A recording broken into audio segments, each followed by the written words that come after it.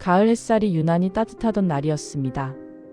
30살 소개팅 자리에서 마주한 남자는 조용했습니다. 단정한 셔츠, 잔잔한 미소, 말수가 적었지요. 그는 아버지를 일찍 여의고 홀어머니와 단둘이 산다고 했습니다. 그리고 자신은 외동이라고 덧붙였어요. 저는 그 말을 들으며 잠시 머뭇했습니다. 하지만 그가 너무 담담하게 말했기에 그저 그런 사정이 있구나.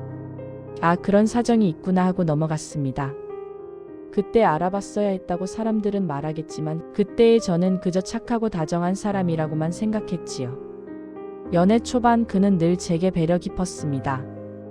비 오는 날엔 집 앞까지 데려다주고 회사 일로 힘들 때면 괜찮아, 내가 옆에 있을게요 하며 손을 꼭 잡아주던 사람이었습니다.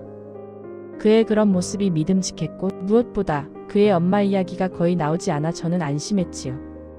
홀어머니라 하면 왠지 모르게 유별난 집착이 떠올랐지만 그의 태도는 너무 쿨했습니다. 전화도 자주 오지 않고 명절에도 그냥 간단히 밥만 먹어요. 그렇게 둘 다 현대적인 가족관계라 생각했어요.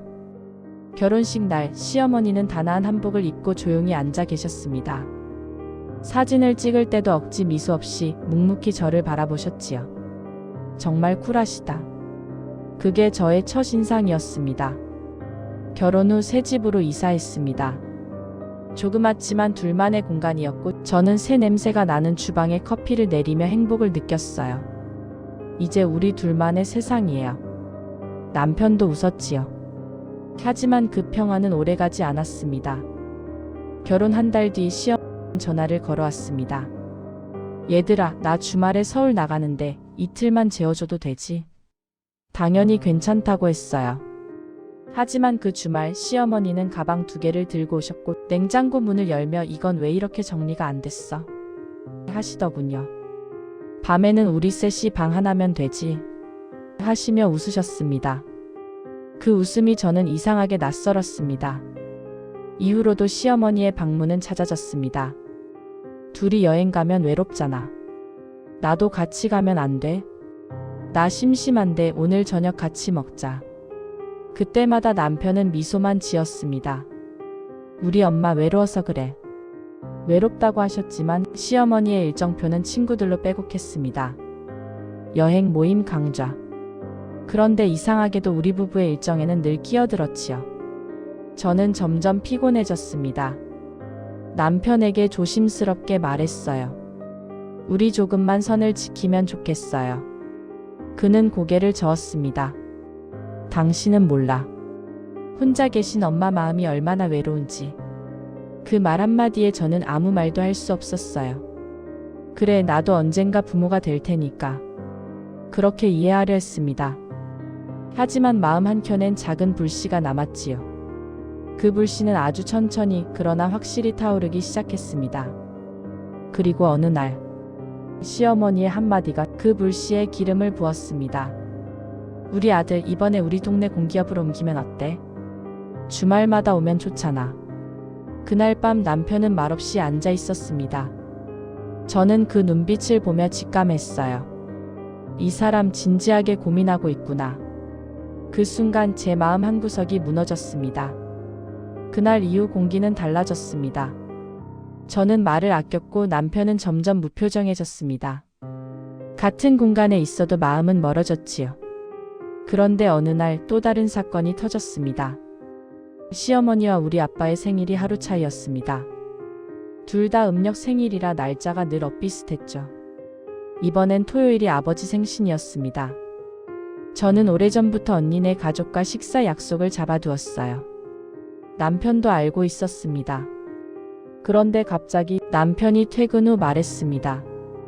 이번 주 토요일엔 우리 엄마 생일 먼저 챙기자. 아버님은 일요일에 가면 되잖아. 저는 순간 귀를 의심했습니다. 무슨 말이에요? 아빠 생신은 이미 다 약속했잖아요. 남편은 난처한 얼굴로 말을 이었습니다. 엄마가 월요일에 여행 가시는데 하루 쉬고 싶대. 그 한마디에 제 속에서 무언가 끊어졌습니다. 그럼 우리 부모님은? 언니네는? 형부는? 다 약속했는데 어떻게 바꿔요? 그럼 당신 혼자 다녀와. 난 엄마랑 있을게.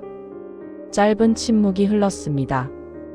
그 침묵이 결혼 이후의 모든 시간보다 길게 느껴졌지요. 당신 지금 진심이에요. 엄마 혼자잖아. 장인어른은 그래도 가족들이 있잖아. 그의 말은 차가웠습니다. 그때 저는 알았습니다.